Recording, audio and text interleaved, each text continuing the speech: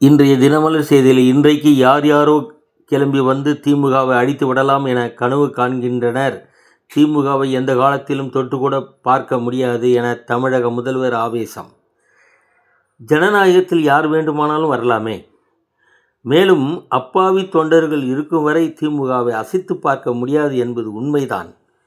சீமான் அவர்கள் வரும்போது ஏன் பேசாமல் இருந்தீர்கள்? மசோதாக்களுக்கு ஒப்புதல் தருவதில் தாமதமில்லை. 3 மாதங்களில் 95% மசோதாக்களுக்கு ஒப்புதல். புள்ளி விபரங்களுடன் கவர்னர் மாளிகை விளக்கம்.